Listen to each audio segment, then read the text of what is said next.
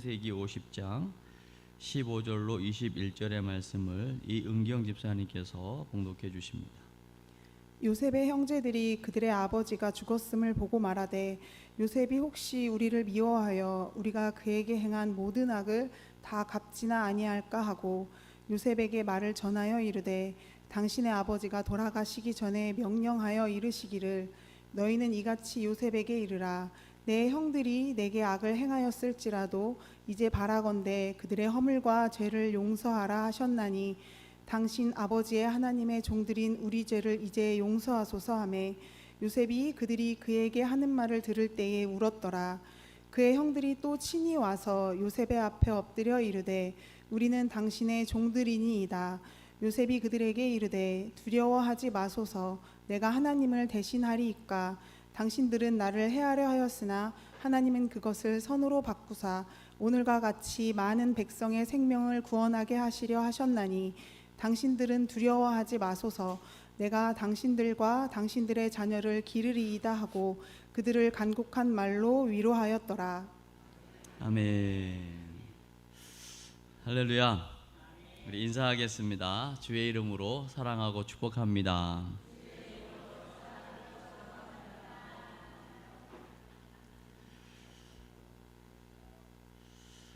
오늘 예배가 여러분 생에 잊을 수 없는 은혜의 시간 되시기를 바랍니다.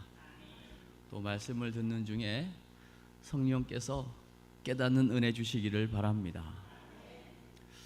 오늘 들어오는데 양쪽에 박스에 선물이 가득 있더라고요. 선물을 보면 기쁘잖아요. 그래서 어떤 선물인지를 물어봤더니 우리 서혜성 장로님이 구순을 맞이해서 떡과 타월 선물을 준비해서 함께 나누시는 거라고 말씀을 하시더라고요. 우리 서혜성 장로님, 우리 전청자 권사님 두 분이 친구세요. 올해 같이 구순을 사이좋게 맞이하셨는데 두 분 다 건강하게 함께 하나님을 예배할 수 있어서 얼마나 감사한지 모릅니다. 우리 서혜성 장로님 생각을 잠시 찬양 중에 하면서 제 머리에 스쳐간 몇 분이 지금 생각이 났어요. 사실은 저희가 이제 교회 공사를 마무리하는 중에 10월 한 18일 정도면 다 우리가 준비되고 입당이 가능하겠다 싶어서 우리 지난주 당회를 하면서 일단 10월 18일 무리가 없으면 또 여러 가지 공정이 잘 허가가 되고 준공이 되면 10월 18일 토요일인데 그동안 우리 교회를 위해서 기도하고 함께 헌신도 해주시고 관심 갖고 있는 모든 분들 함께 초청해서 하나님 앞에 영광 돌리면 좋겠다라는 생각을 이제 하면서 준비를 해보려고 합니다. 여러분도 그렇게 기억을 하시고요. 사실은 어제 우리 서혜성 장로님 생신 때 갔더니 우리 서 장로님의 동생 되시는 우리 전도사님이 계시는데 우리 입당 날짜를 궁금해하시고 말씀드렸더니 그 같은 기도 멤버가 있으세요. 우리 교회도 여러 번 오셨는데 너무 기뻐하시면서 꼭 함께 기도하는 분들 연락을 해서 함께 오시겠다고 막 그게 좋아하시더라고요. 사실은 우리 궁평교회가 73주년을 올해 맞이했고요.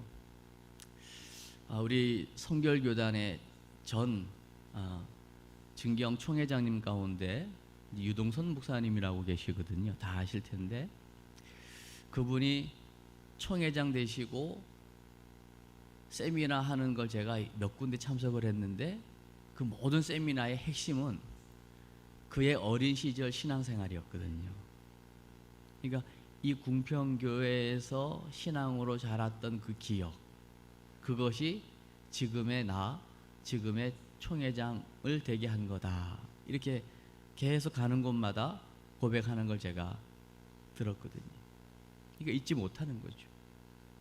그리고 어제 그저께는 우리 이제 박종근 목사님이라고요. 저 위성동에 이제 사셨었는데 그분은 더 자주 오신 분인데 전화를 주시고 궁금해 하시더라고요. 이번 주간에 한번 들리시겠다고는 말씀하셨고, 그분을 제가 생각하면 눈물이 많이 나요. 그분에게 있어서 궁평교회는 잊을 수 없는 곳이고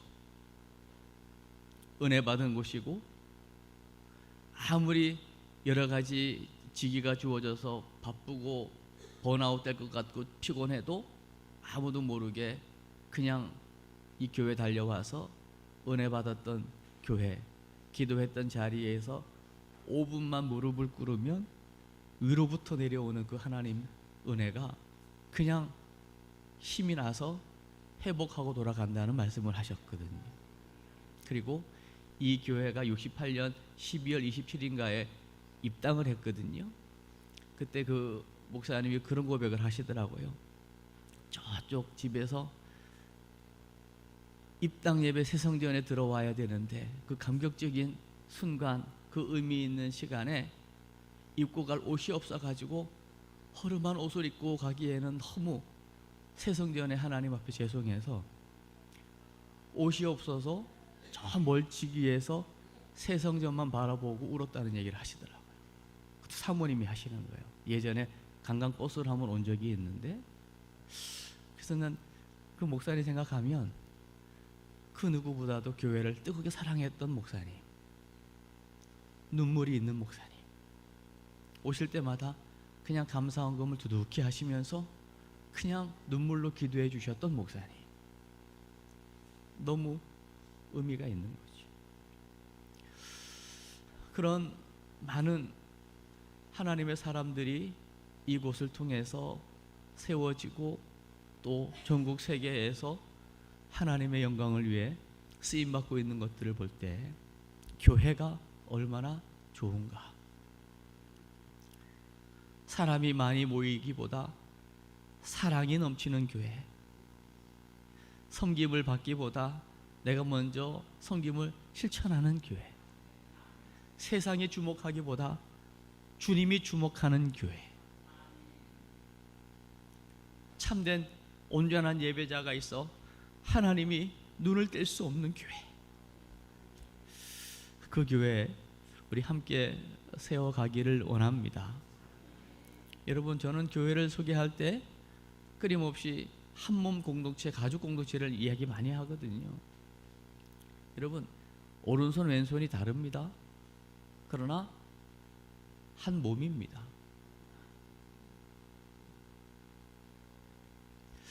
여러분, 이 가족 공동체를 위해 하면요, 교회만큼 아름다운 곳이 없거든요.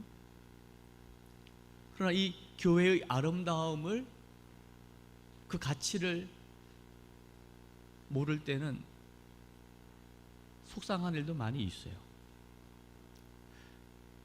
여러분, 오늘 본문은 창세기를 마무리하는 부분이거든요.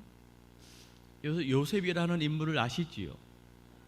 야곱이라는 사람이 가장 사랑했던 사람 라헬이라는 여인이에요. 외삼촌 라반의 집에서 열심히 일을 하면 라헬을 아내로 주겠다고 해서 그 약속 믿고 일을 했는데 보니까 라헬이 아닌 그 언니 레아가 들어오잖아요. 그래서 그 지역에 언니보다 동생을 먼저 시집 보내는 일은 없다 해서 7년을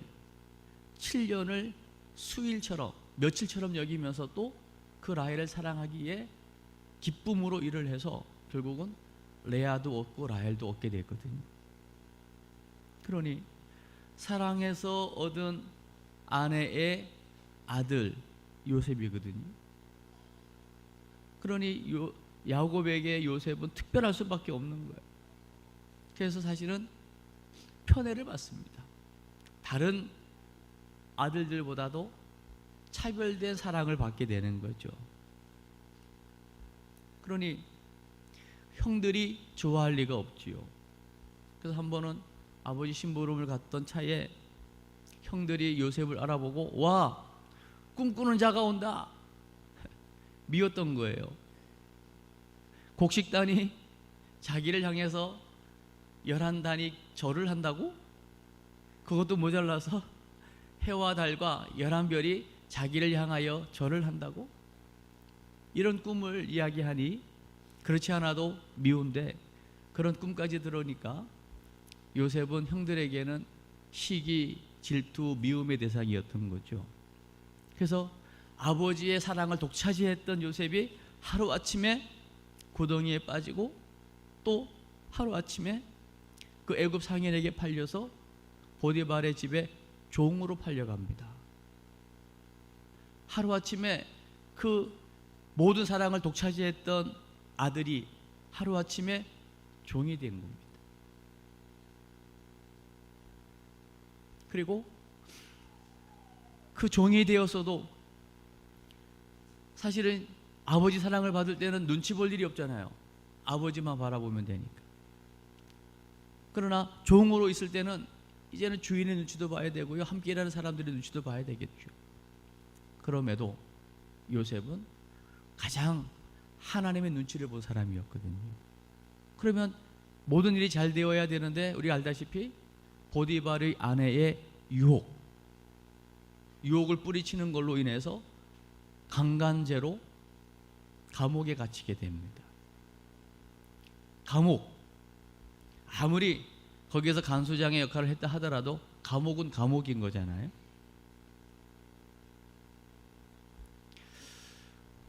절망도 했을 거고요, 낙심도 했을 겁니다.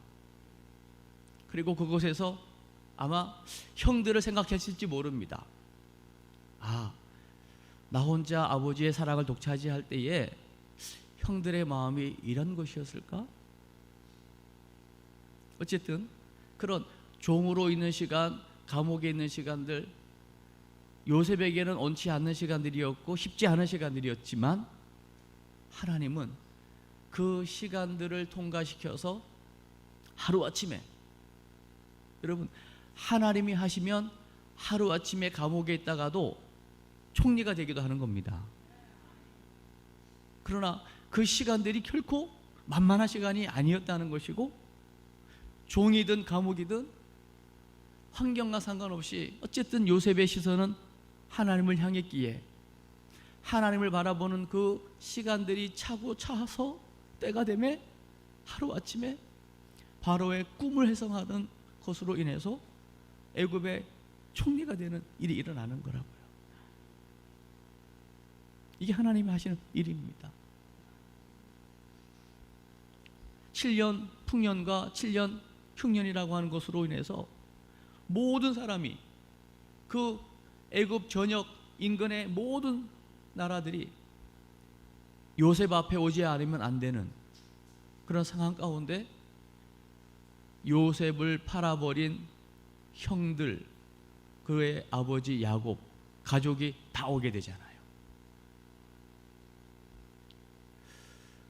우리가 살다 보면요, 원치 않는 어려움이 오죠. 그때야말로 진짜 하나님을 온전히 바라볼 때인 줄로 믿습니다. 그러나 이 시선이 없는 사람들은요, 의지했던 것이 사라지면요 바로 두려워하고 바로 계산을 하고 바로 머리를 쓰게 됩니다. 오늘 본문 한번 보십시오. 오늘 15절 말씀 한번 보십시오. 시작. 그들의 아버지가 죽었음을 보고 말하되 요셉이 혹시 우리를 미워하여 우리가 그에게 행한 모든 악을 다 갚지나 아니할까 하고. 당연하겠죠. 이게 사람의 생각입니다. 아버지가 있었기 때문에 아버지의 그늘 아래 요셉이 우리를 아버지 때문에 호의를 베풀고 우리를 이렇게 선대하고 봐준 거지. 아버지 야곱이 죽었으니 이제 그동안 우리가 한 행동이 있는데, 이게 사람이라면, 보통 사람이라면 이거를 용서하고 받아줄 리가 없지. 본인들의 생각인 거예요. 그래서 두려워하는 거예요. 혹시 우리가 요셉에게 했던 그 행동을 그대로 갚아버리면 우리 어떻게 되는 거지? 두려움이 몰려오죠. 여러분 어떻게 생각하세요? 요셉이 아버지가 있었기 때문에 형들을 봐줬다고 생각하십니까? 우리가 믿는 예수 그리스도의 그 십자가의 대속이 혹 우리가 실수해가지고 미끄러지고 넘어지고 죄를 범하면 바로 우리를 진노의 칼로 베어버릴 것 같은, 혹시나 그래도 십자가 다 이루어졌다 하셨지만 그래도 내가 짓는 이 은밀한 죄까지는 용서하지 않을 거야 라고 하는 것 때문에 여전히 우리가 사죄의 은총의 확신을 가지고 고백의 시간을 갖고 사죄의 은총을 믿는다고 고백을 했어도 여전히 우리 안에 확신보다는 두려움으로 떨고 있는 건 아니시냐는 거예요. 16절을 보십시오. 시작. 신의 아버지가 돌아가시기 전에 명령하여 이르시기를. 보십시오.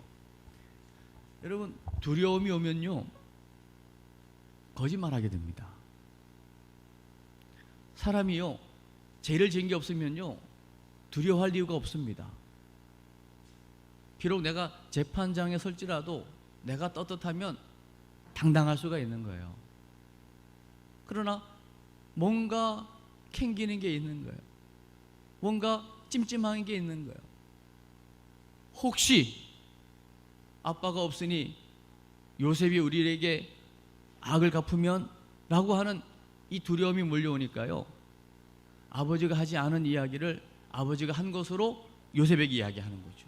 무슨 이야기 하겠어요? 뻔한 거 아닙니까? 17절요. 시작. 너희는 이같이 요셉에게 이르라.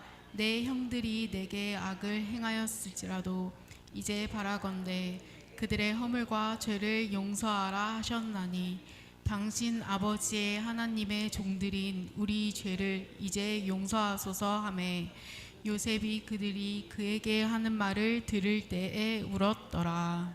아멘. 아버지가 죽기 전에 이렇게 유언했다는 거예요. 요셉아, 형들이 너에게 죄를 지었지만 그들을 제발 허물과 죄를 용서해 주라고 아버지가 말했다라고 얘기하고 있는 거예요. 그 이야기를 듣고 요셉이 지금 뭐 하고 있어요? 울고 있어요. 왜 울었을까요? 오해한 거죠. 요셉의 마음을 지금 모르는 거죠. 요셉이 지금 그 아버지를 비롯해서 그 형 온 가족을 가나안 땅에서 데리고 올 때는 오늘 21절에 보면 나오지만 그들을 먹여 살릴 계획을 가지고 모셔온 거라고요. 그 호의를 못 믿고 있는 거죠. 주님이 우리를 향해서 가장 마음 아파하는 게 뭔지 아세요? 우리가 죄를 막 습관적으로 짓고 막 회개를 반복하고 그걸까요? 하나님의 하나님 되심을 믿지 못하는 것, 믿음이 없는 것을 가장 마음 아파하시는 거 아세요? 여러분 오늘이라도 그 하나님을 진실되게 믿으면 됩니다. 여러분 믿음이 있고 없고의 차이를 한번 설명해 볼까요? 여러분 믿음이 있으면요 내게 해결하지 못할 문제가 와도 진짜 하나님을 믿으면 잠 잘 수 있습니다. 그러나 못 믿으면 잠을 잘 수가 없는 거예요. 또 하나 믿음의 증거는요 진짜 하나님이 하실 것이다 라고 하는 이 분명한 믿음이 있으면요 일단은 말이 바뀝니다. 어떻게 해요? 정말 믿음이 있으면 일단 마음에 여유가 생긴다고요. 마음에 여유가 있는 사람의 말은요 일단 자꾸 부드러워집니다. 그러나 믿음이 없는 사람의 말은요 거칠고 투박하고 짜증이 나가고 원망하고 불평하는 입술이 되는 거죠. 여러분 이 말을 오해하지 마십시오. 아이고 목사님 나는 사투리가 있고 원래 이렇게 투박한데요. 그건 기질이라고 말할 수 있어요. 그러나 정말 우리가 예수 그리스도를 통해 믿음의 사람이 되어 하나님의 자녀가 된 게 맞다면요, 그분이 내 안에 생명으로 역사하는 게 정말 맞다면요, 적어도 같은 내 기질이라고 할지라도요, 상대방을 대하는 이 말의 태도가 바뀌게 돼 있습니다. 달라진다고요. 마음이 달라지면 일단 말로 달라지게 돼 있는 거잖아요. 가족 안에서도 마찬가지고 달라진다고요. 그리고 그 믿음의 행위로 어떤 문제가 있어도 꿀잠을 자는 거예요. 왜요? 베드로 보십시오. 내일 일어나면 죽어야 되는 상황 속에서도요, 감옥 안에서 막 걷어차도 못 일어날 정도로 곤히 잠을 자고 있다고요. 이건 베드로의 모습이 아니었습니다. 원래 베드로의 모습은요, 작은 계집 아이 앞에서도요, 저 예수를 모른다고 부인하고 저주했던 사람이 베드로의 본 모습입니다. 그러나 믿음이 있으면 내일 죽어도 오늘 자는 거예요. 오늘 형들이 믿음이 없는 거죠. 요셉의 호의에 대한 그 속에 담긴 믿음이 지금 없는 거예요. 불안한 겁니다. 여러분, 기도하다가 응답이 될까 안 될까에 대한 그 기준을요, 여러분 평안으로 잡으면 됩니다. 정말 주님 바라보고 어떤 문제와 사건을 놓고 기도를 깊이 하고 있는데 뭔가 모를 내 안에 평안함이 왔다면 하나님 하신 거예요. 여러분 18절 보십시오. 시작. 내 형들이 또 친히 와서 요셉의 앞에 엎드려 이르되 우리는 당신의 종들이니이다. 지금 요셉의 눈물도 이해 못합니다. 야, 저 우는 거 보니 큰일 났다. 아예 미리 기자. 우리는 당신의 종입니다. 여러분, 요셉 편에서는 지금 최고의 기회가 온 겁니다. 무슨 기회입니까? 원수 갚을 기회가 온 거예요. 어떤 분이 이렇게 고백합니다. 요셉이라고 상처가 없었겠냐? 상처 없는 사람이 어디 있습니까? 상처로 말하면 요셉만큼 또 큰 상처가 또 어디 있겠습니까? 아버지의 사랑을 독차지하다가 하루아침에 형들의 시기에 의하여 종으로 팔려갔는데, 그리고 또 오해를 받아 감옥까지 갔는데, 이 정도 되면 복수의 칼을 갈아야 되는 게 마땅하죠.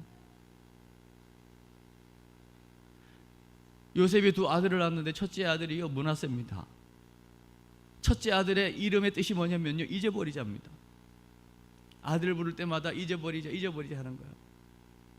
아마 그 과거에 그 힘들었던 게 있었을지도 몰라요. 근데 여러분, 진정한 용서는요, 이름 바꿔 부르면서 잊어버리자로 되어지지 않습니다. 어느 날 눌러놨던 게 또 올라오면요, 이건 더 큰 문제를 가져오게 되는 거거든요. 그러나 진정한 용서는 뭔지 아세요? 19절 한번 보십시오. 시작. 요셉이 그들에게 이르되 두려워하지 마소서, 내가 하나님을 대신하리이까. 두려워하지 마십시오.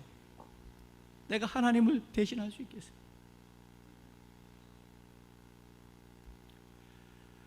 많은 사람들이요, 하나님을 멀리하려고 한답니다. 때로는 하나님을 미워하기도 한답니다. 이유는 하나님을 가까이 하면 하나님이 내 삶의 주인 되어야 되고, 하나님이 내 삶의 주인 되면 나는 하나님만을 위해서 살아야 되고, 하나님만을 섬겨야 되니까 내가 주인 되는 게 뺏기는 거예요. 다시 말하면 내가 주인 되고 싶은 사람은 하나님을 멀리할 수밖에 없어요. 때로는 하나님을요 미워하기도 하죠. 왜? 내가 주인 되어야 되니까. 하나님이 찾아오는 순간부터 내 것이 사라져 버리니까 하나님 멀리 한다는 거예요. 그러나 요셉에게 있어서 하나님은 그 삶의 전부였다고요. 어떻게까지 얘기하는지 보십시오. 20절입니다. 시작. 나를 해하려 하였으나 하나님은 그것을 선으로 바꾸사 오늘과 같이 많은 백성의 생명을 구원하게 하시려 하셨나니. 할렐루야. 아멘. 당신들이 행한 건 악이 맞아요. 당신들이 행한 그 행동은 악한 거라고요. 근데 하나님은 그 악을 선으로 바꾸셨어요.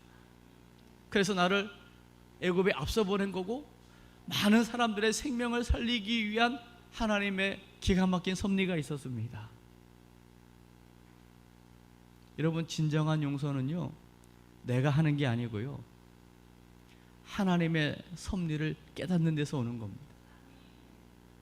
적어도 이 말 속에는 뭐가 들어있는 거냐면, 형들이 나를 구덩이에 빠뜨고 애굽 상인에게 팔아 보디발의 집에 종이 되고 노예가 된 것, 이거 다 결국은 그 배후에 하나님이 함께 계셨습니다, 이 얘기하는 거라고요. 하나님이 보신다, 하나님이 아신다, 하나님이 들으셨다, 여기에 진정한 용서가 있을 수 있는 거라고요. 제가 어떤 목사님 부부를, 그냥 저만 아는 거예요, 그분 저를 모르고. 여자 목사님이 워낙 말씀이 강력하고 영성이 있어서요, 여기저기 막 부흥에 초청을 해요. 근데 이 남편 목사님은 폐암이 왔고 말도 우둔해진 거예요. 움직이는 게 온전치가 못하신 거예요. 이 부인 목사님이 나 어디 초청받아가지고 부흥회 갔다 오는데 열흘 동안 갔다 올 거야. 근데 이 남편이 나도 데려가, 말도 잘 못해요. 나도 데려가라는 거예요. 비행기를 타야 되는데 중증 환자라 비행기를 못 탑니다. 이 아내 목사님이 차에 태워가지고 가는 거예요.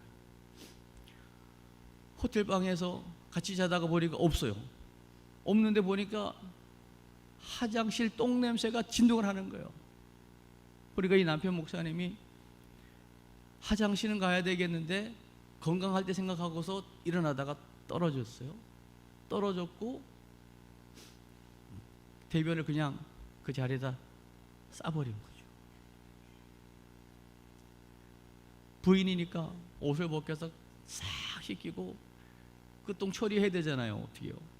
그거 그냥 손으로, 손톱에 그냥 똥이 다 끼고, 그거 손톱에 낀 똥 냄새랑 그거 빼는데 한 5시간이 걸렸다는데, 그분이 하는 고백, 너무 기뻤다는 거예요.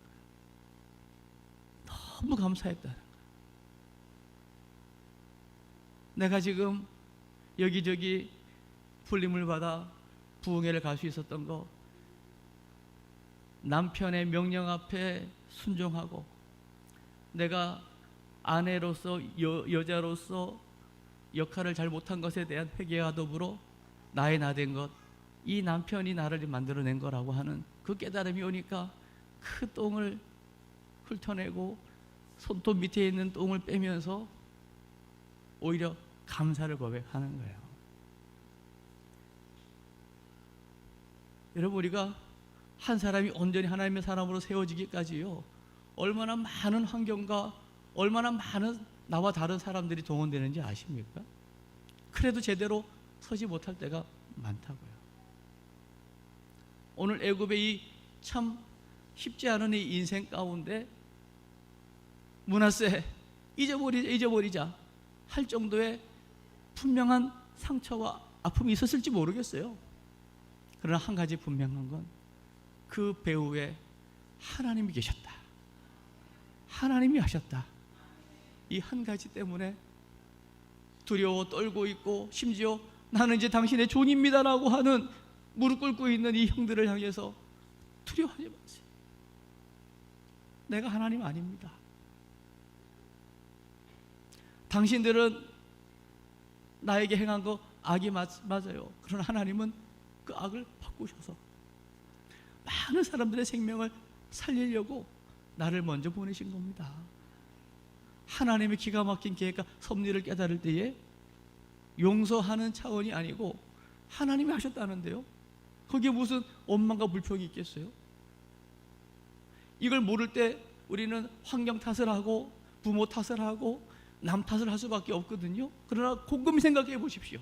오늘 예배하는 이 자리에 앉아있는 여러분이 이 자리에 오기까지를 한번 생각해 보시라고요. 하나님이 이만큼 그래도 믿음으로 하나님을 예배하게 하려고 여기까지 인도하신 것 아닙니까? 그거 알면 우리가 할 수 있는 거 감사밖에 없잖아요. 제가 처음에 소개했던 그 박종근 목사님, 제가 이름도 거론하네요. 저는 그분이 오시고 그분을 만날 때마다 늘 가슴이 뜨거워지더라고요. 그분만큼 그렇게 교회를 사랑할 수 있을까? 그분은 뭐 그때 그 당시 함께 기도했던 권사님들 뭐 하여튼간 이름을 다 깨고 계시더라고요. 그리고 교회를 그렇게 아끼고, 그분이 지금 속한 교단의 총회장도 하시고 교수도 하시고 지금 70 넘으셔가지고 은퇴해야 되는데도 불구하고 이번 주간에 이제 강원도에서 총회가 있는데 진경 총회장이기 때문에 어쩔 수 없이 그거 갔다가 우리 교회 들렸다 가신다는 말씀 하시더라고요. 어디든지 가면 궁평교회 자랑하는 거예요. 어렸을 때 신앙 자랑하는 거예요. 그 집안을 아는 사람들은 알 거예요. 결코 신앙생활 쉽지 않았던 그 가운데 하나님 믿음 주셔서 나이 나 된 것 하나님의 은혜라고 고백하는 거거든요. 그렇게 교회가 좋은 거라고요. 교회가 좋은 겁니까? 교회를 통하여 우리를 찾아오시는 하나님의 은혜가 큰 것이죠. 하나님이 하셨어요. 하나님이 함께 하신다고요. 지금이라도 이 사실에 대한 분명한 믿음을 가지게 될 때에 우리 삶은 변화된 삶으로 나아갈 수 있는 거죠. 오늘 21절 한번 보십시오. 시작. 집어줘서 내가 당신들과 당신들의 자녀를 기르리이다 하고 그들을 간곡한 말로 위로하였더라. 아멘. 내가 책임질게요. 간곡한 말로 지금 위로하고 있는 것을 보십시오. 이게 역전이잖아요. 억울함을 갚을 수 있는 보복할 기회가 온 건데 보복이 아니고 원수 갚는 게 아니고 오히려 그들을 품어주고 간곡한 말로 위로하고 있고 걱정하지 말라고 하고 있잖아요. 이게 진정한 승리 아닐까요? 사랑에 이기는 것 아니에요? 하나님이 함께하는 사실을 믿을 때에 우리는 이미 승리한 것입니다. 하나님을 바라볼 수 있길 바랍니다. 이제라도 썩어 없어질 땅의 것이 아니라 위의 것 바라볼 수 있길 바랍니다. 십자가에 걸린, 십자가에 담긴 하나님의 기가 막힌 우리를 향한 지금도 여전히 흐르고 있는 그 사랑을 여러분 믿으시길 바랍니다. 그 사랑은 우리의 과거와 현재와 미래를 완벽하게 책임지는 하나님의 뜨거운 가슴이고 사랑입니다. 그 사랑이면 충분합니다. 그 사랑 의지하여 이번 한 주가 또 여러분 남은 인생 넉넉히 이겨 승리하게 되시기를 주의 이름으로 축복합니다.